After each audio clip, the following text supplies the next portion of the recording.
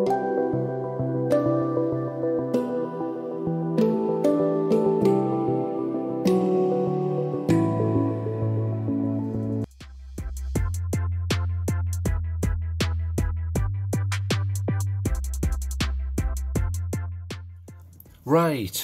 what have we got today? Right, it's another Nitecore, and as you know, I like Nitecores. I've never had a bad Nitecore, and they're particularly high quality.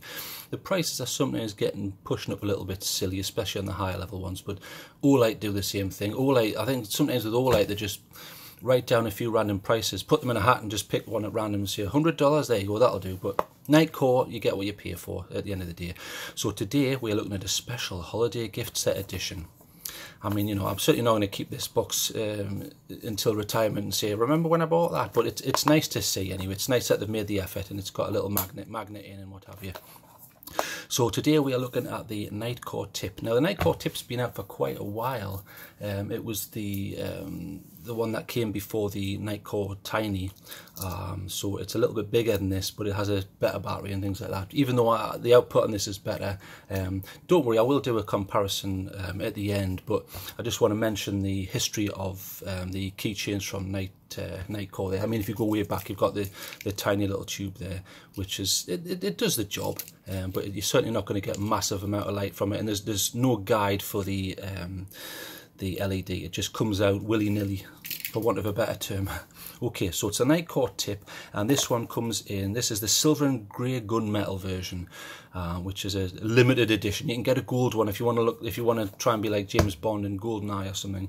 But this runs on the Cree XP-G2S3, I think, which is pretty good. It's nice to see that they're still using the XP-G2s. They still do the job. You get a nice output from them, no problems. The only thing is with this one, it only comes in cool white. Now when I talk about cool white, what I'm talking about is the tint of the light that comes out. It's certainly not mentioned here, but when you buy it, they should specify that it's coming in a cool white tint. In other words, the light looks quite white. I personally tend to prefer a more neutral colour.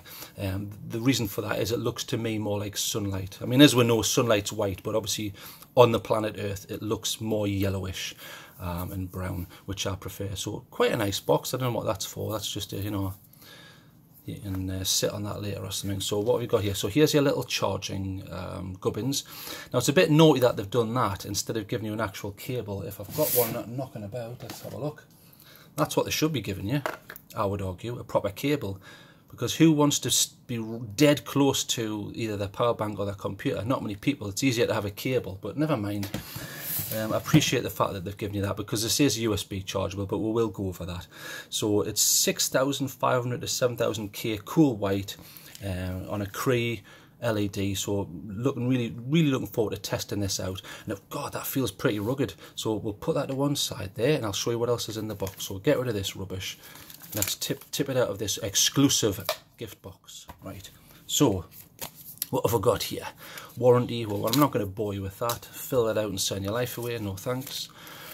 What's this? Okay, so now it's interesting. It's the Tip. Now the actual model is the 2017. That's when it came out. Although there is a Tip CRI. Now CRI just stands for Colour Rendering Index. In other words, the light that comes from the LED, this isn't a CRI one, but if it was, the light coming from it would render. It's a word that people generally don't use in daily talk, but what's happening is a CRI high value means that the colours coming back are going to have a better colour gamut. In other words, you're going to get a better reproduction of the actual colours rather than all one tint or muddy and flattened out. But that doesn't really bother me, especially for a keychain. Like, I'm not an artist, you know, I don't really need that level of perfection. So it's interesting to see that there's different models there. So this has been out since 2017. I'm not going to read all that because I can probably work it all out myself. So what else do you get here? So you get a little split link, so that helps you put this onto a keychain. And there's a bigger split link, better. They're rubbish, the little ones, they're better, fair enough. And there's your keychain. I'm not a big fan of these ones. I find them, actually, do you know what? I hate this design because it's rubbish and they tend to come off, but that's actually got quite a bit of attention to it. I've got a few Night Eyes stuff which uses a similar tension thing where it's just a bent piece of metal and they're rubbish. My keys come off all the time, so I'm not very happy with that. I personally wouldn't use that, but it's nice to see you get it for free. So let's put that to one side and let's see what you're getting here. So USB rechargeable, so nice to see. So we'll take the clip off just for a second. Now the clip is reversible, so obviously you can have it like that, and it's not deep carrying it by any sense of the imagination, but you can clip that onto your belt or what have you. You could also put that on the peak of a cap. If you imagine this is the peak of the cap and your face is here, and where you look, the Nitecore looks. So that's quite an interesting feature, and it's, I would argue that's not too heavy where that's out of feasibility. That would work, and you can reverse the clip obviously. So you can put it on this way, which is nice to see. Stick it on like that, if you particularly wanted to do that, and that's where you would connect to your keychain. Also, it doubles as a protector for the slot. So there's your USB. There's no silly flap on this one. Now the problem is, even ones with flaps don't have waterproofing rating, but the micro USB charging port here, which I'm going to check. So I do have a cable somewhere. I've got 15,000 cables lying around here. So let's see what happens when we plug that in. So there you go. So you can see that's charged, and you've got the red LED there. And then obviously when it's finished, that will change. But quite interesting feature, USB charging. In the last few years, it's becoming much more prevalent in that they're shrinking things down where it's not making things too big. If you remember my review of the M3 Pro, if you compare that to the M3, which I love, look, they've added USB charging in there, but it's not much bigger. Whereas what used to happen was they used to have to add a load of extra gubbins inside, and it ruined the form of the light. So this is all internal, and it's metal on top there. I'm pretty impressed with this. It feels rugged, even though yeah, that's plasticky on the bottom. Even though it's made not to look like that, it certainly feels a bit, a little bit light, but feels hard, feels solid, no problem. Now remember, this has a 1.5 meter drop rating, so according to Nitecore anyway, if you drop that from 1.5 meters onto concrete, it should be okay. So nice to see, and that's about standard for most flashlights now. Some of them will go up to 2 meters, and then obviously if you want to spend mega big bucks and get a zebra light or something like an Army Tech, you can get a 10 meter drop rating, you know. So, but that's for the big spenders, which I'm not. So it's an IP54 rating. Now IP just stands for ingress protection. In other words, stuff getting in. So the first figure, the IP5, just means dust. Basic dust isn't going to really get in. It's not a very high rating anyway. And 4 means that certainly isn't waterproof. So keep that out of the rain. Obvious reason is that. But what you can do is, as I've mentioned, you can put the clip on in a configuration where it's going to cover that. It's not going to make it waterproof, but it's there. It's going to cover it. So one of the features you can use there. Okay, so the maximum output of this is 360 lumens, which is pretty good. And this comes with, I think off the top of my head, it's got a built-in 500 milliamp hour battery, which is pretty good. That's a pretty good, I mean, compare that to, I think it's 280 or something like that battery on this. But that does feel much lighter. Not much, but it's certainly lighter. And look at the size difference. But that's saving space by using a TIR and all sorts of things, little tricks like that. So pretty good. So we'll go through the ratings and I'll show you how to do it. So take that off just for the moment because I want to show you how this works. Okay, so you've got 2 buttons. You're probably thinking, what's the point of buttons? Well, you've got a power button and a mode button. So if you were to momentarily hold the mode button, bang, it goes straight up to maximum. Now what you're getting there is you are getting the turbo, which is 360 lumens. Now you get 30 minutes out of that. Now I would argue that's fantastic. As I've mentioned before, if I can find it, I carry this daily. This is my trusty ThruNite TI3, and I've probably told you this story before, but if you haven't heard it, I'll quickly tell you. I was out geocaching and I ended up in a wood about an hour's walk, well, say 45 minutes walk from where the car was, and it got dark much quicker than I expected. So in order to get back, I had to use this. Now, I would say a keychain light can save your ass like that, but in order to do that, you need a decent battery life. So, for example, look at this. This is the Claris Mini one, which I love. I think it's a beautiful little thing. It's even got built-in USB charging and it's got proper waterproofing. But if you turn that on, you're only getting 20 minutes. Now, bear in mind, to walk back took me about 45 minutes. That would have been useless. So I think if you're going to have the insurance policy of carrying a keychain light, you want a bit more runtime, which this has, and this certainly has. So if turbo lasts 30 minutes, that's pretty impressive. But we'll go through the different modes. So There, we'll turn it on, and then you can use the mode to flick through them. So first mode there, the lowest, they call that low. Now that's 1 lumen. Now it looks small, but it's actually spread out, but I'll go over how it's doing that in a moment. 1 lumen's great, it doesn't ruin your night vision. You know, it's not flashing in your eyes or your mate's eyes. You don't want to get in your buddy's eyes when you're out busy doing bits and pieces. And it's not wasting the battery. And you can actually use that as a locator. You could put, you know, 1 lumen on and leave it, and that'll run for 46 hours. Now that's pretty impressive in my book. The next mode, so mode again, so turn it on, mode, and I'll explain why that's switched off in a moment. So your second mode is, they call it mid, and it's 35 lumens. You can get quite a bit done with that. That's pretty light, and it's a nice spread. You get 6.5 hours out of that. And then you go high. Now they're rating that at 150 lumens. It looks more, but it's generally with a cool white tint, the light looks more, I tend to find anyway. 150 lumens, you're getting an hour and a half out of that. And then if you want turbo, bang, it goes right up there. That's right up, so that's your turbo, 360 lumens at 30 minutes. Now, if you noticed, it turned itself off, so I'll show you why. So if you were to put that on, there's 2 modes. So I can understand why Nitecore do this. It's to save battery and to give options, although it may confuse newbies. So let's say you turn that on, which I've done. You have a daily mode and a constant mode. Now this should by default be set into daily mode. So you turn it on and you climb up a ladder, and you're just about to change a fuse. You say, right, this is fantastic. I've got plenty of light coming here. Nothing can go wrong. I'm up this ladder. Oh, right, it's now pitch black. What the hell am I going to do? Well, don't worry. What's actually happened is, I'm making light and making fun of this here, but that is a useful feature. It means if it gets knocked, it's only going to stay on 30 seconds.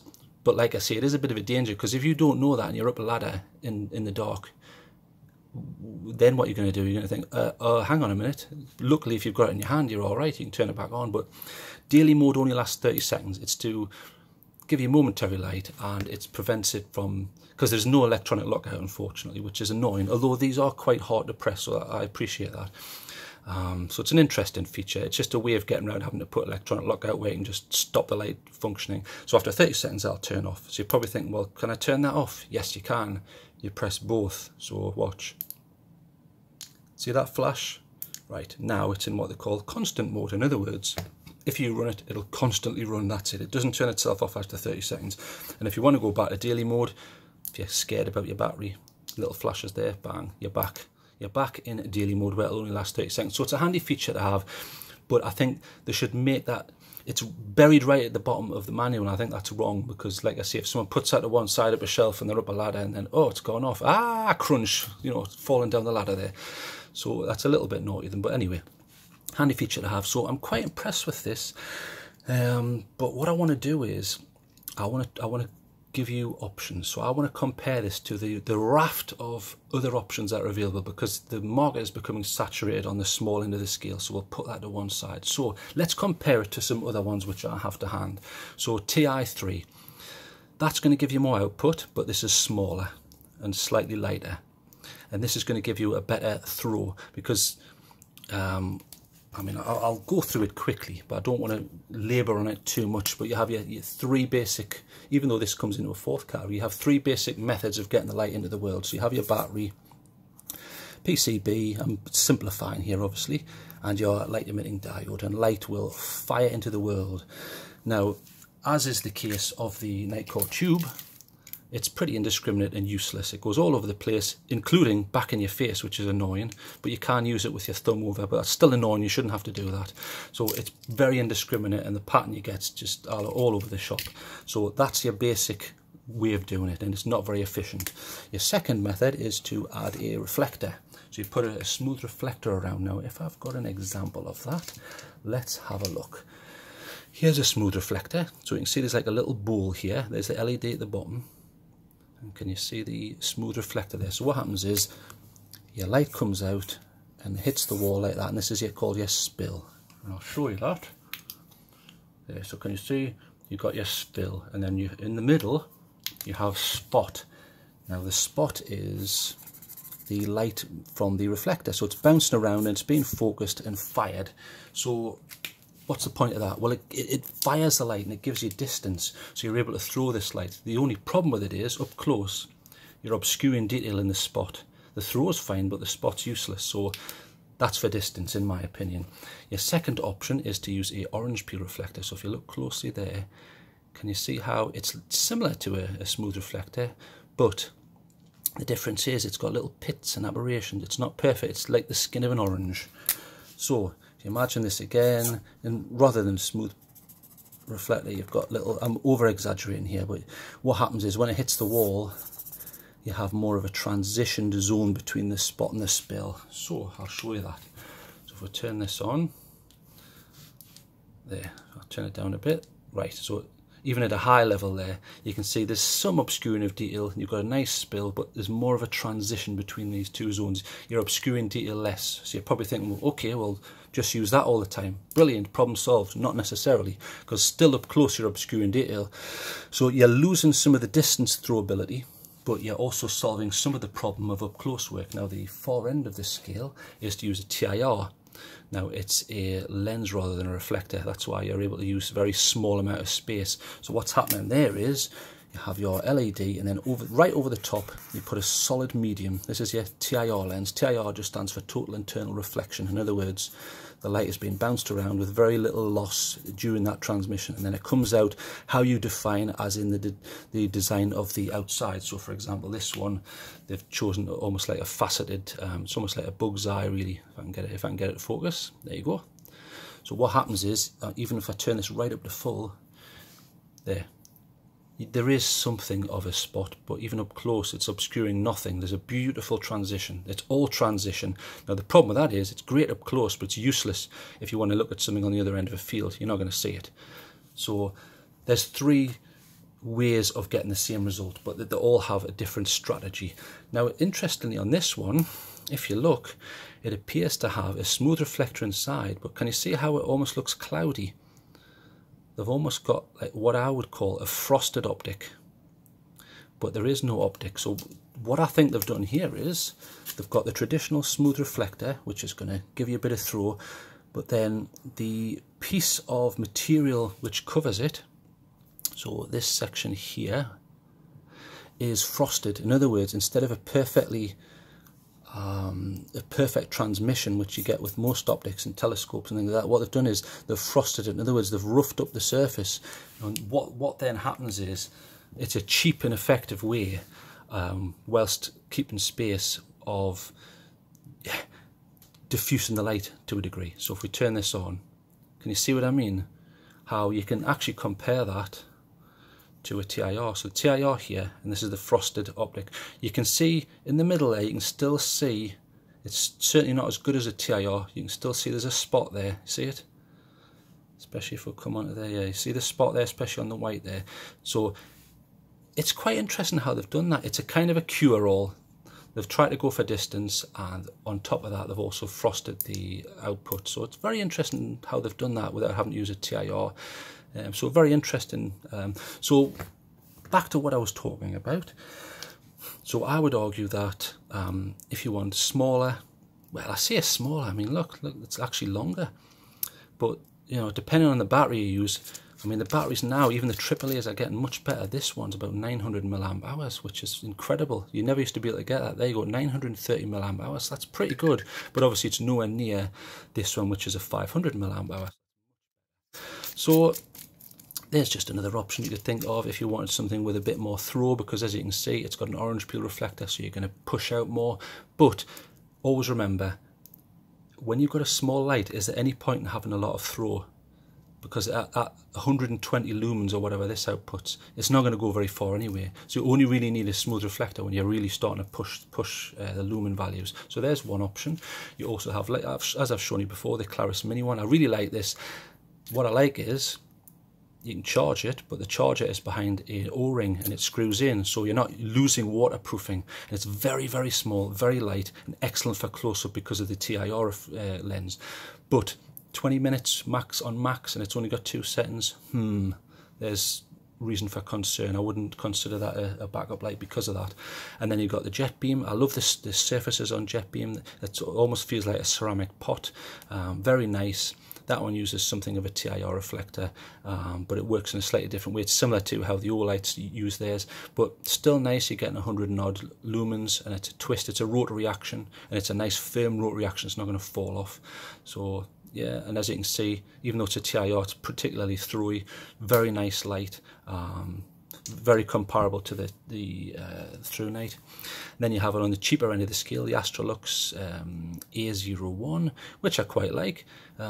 One of my favourite type reflectors. It's an orange peel. It's got quite a nice tint to it. Rotary, nice beam pattern. Pretty cheap, and you're getting about 100 to 110 sort of lumens on that from my guesstimates. And then if you want something a little bit longer, you've got, I mean, they call it tactical. I don't know how that's tactical, but anyway, it certainly looks slightly more aggressive. But the PF01S by Thorfire, in my opinion, that's actually very much a copy of the Olight. But the Olight's got much better output, which I'll show you next. But this is a tail clicker. Now, obviously, with a tail clicker, you're using up more space, so... But obviously you can hold it like that whilst you're doing other things. If you've got a, you know, a weapon or whatever you're doing, it doesn't matter. So very interesting. So there's just, they're very cheap. They feel cheap though, that's the problem.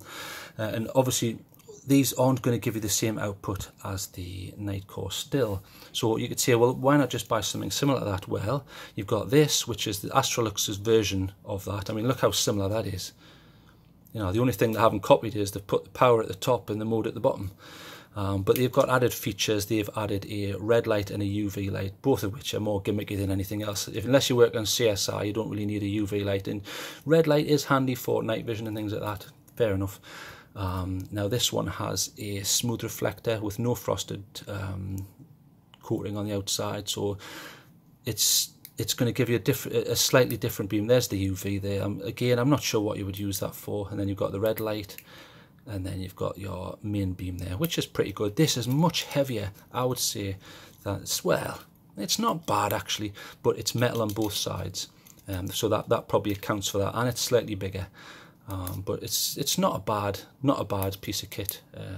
I've certainly had no problems with it, but it's depending on when you get the deals, it's cheaper than the Nitecore. So there's just one other option, but you're going to get a similar output, but the battery probably isn't as big.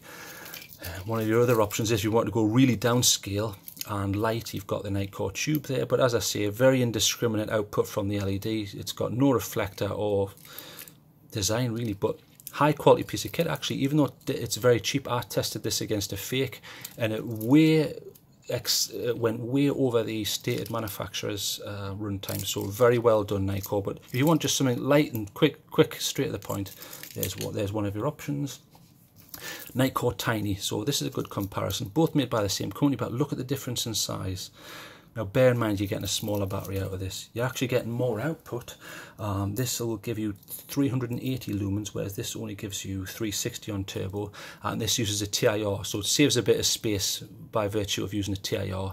But it works in the same way. You've got a daily and a turbo, but we'll just compare it there. So there's the tip there, and there's the Tini. So the Tini's a little bit brighter, and that is a nice TIR. I like that, and it's lighter.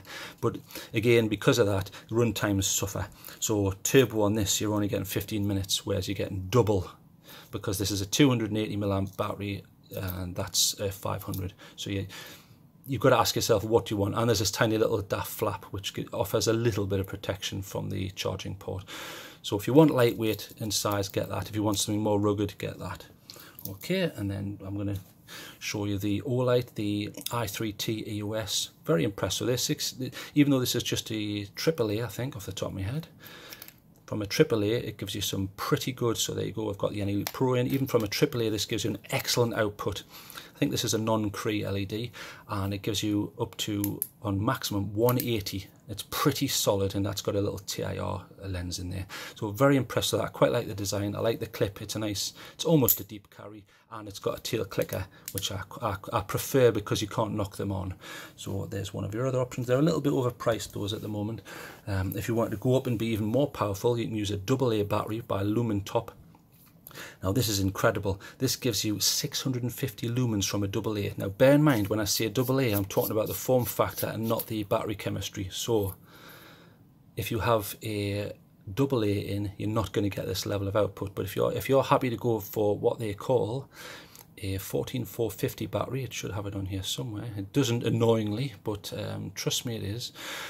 So it's a 14450 now. Because of that, instead of 1.5 volts, which is what you get from a normal AA, this is pumping out about 3.7 volts. So because of that, you're able to get 650 lumens out of a AA. Now that's pretty impressive, and I'll just show you.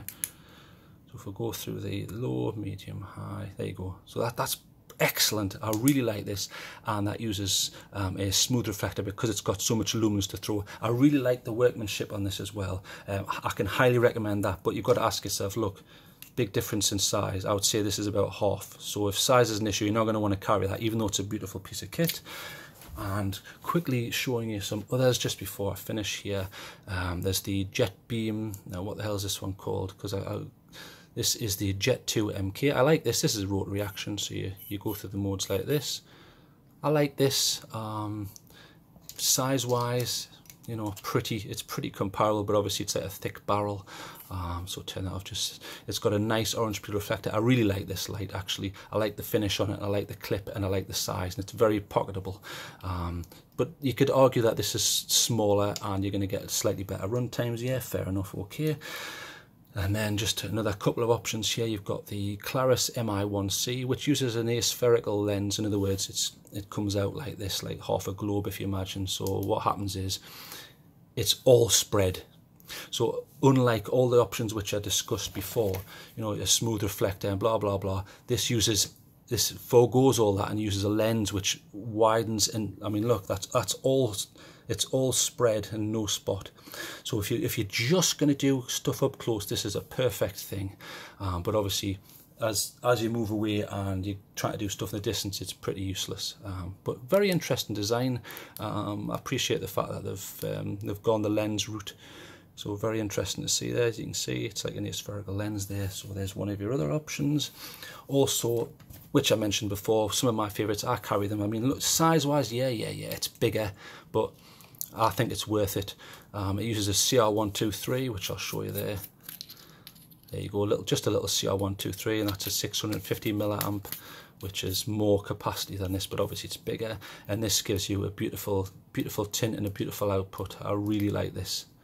Beautiful light, and it's one of my favourite reflectors. It's a orange peel, but I would say it's much heavier than that. So you've got to ask yourself, do you want something longer like that and get 650 from a AA? Probably too big for a keyring. I would argue that this is about the limit for a keyring, whereas this I would carry it, but it's not. You can't really stick it on a keyring. So really, I think Nitecore have done a good job. Now, your other option, obviously, for that is the Pro version of this, which has USB-C charging, but we're not going to go into that. This is a comparison and not a review of those items which I've already done. So, put all them to one side. So, let's give this a mock, because time's running out. I didn't even have time to go into the little light there, which I haven't even reviewed yet. If I ever get time, I'll have a look at it. Right. So let's give this a mark. I think for what it does and the daily mode, which is a good idea, but there should be more upfront about it in case someone's up a ladder and goes and falls arse over tea, as the proverb goes. I think that's a little bit naughty of them, but excellent. It feels rugged. It looks rugged. There's plenty of room here, so if it gets knocked, it's not going to bang the lens. I mean, obviously, I'm not a big fan of ones where you get issues for charging and you lose waterproofing, but that's just life. Marks out of 10. I'm going to give that 8. I think it's perfect. I think it does everything right, apart from daily mode should be a bit more upfront in the manual. I wish there was a way of covering this or having it behind a screwed section to make it to keep the waterproofing. But I like it. I think they've done a really good job. 8 out of 10. Well done, Nitecore. Yes, it's not as small as a tiny, but the battery's double the size, so you're onto a winner there. If you want a TIR, go for the tiny, but other than that, I think it's a perfectly good keyring option. Any bigger than that, and I think it becomes too big for a keyring, even though it's about the size of a fob for a car. So 8 out of 10. Let's get outside and do some comparisons.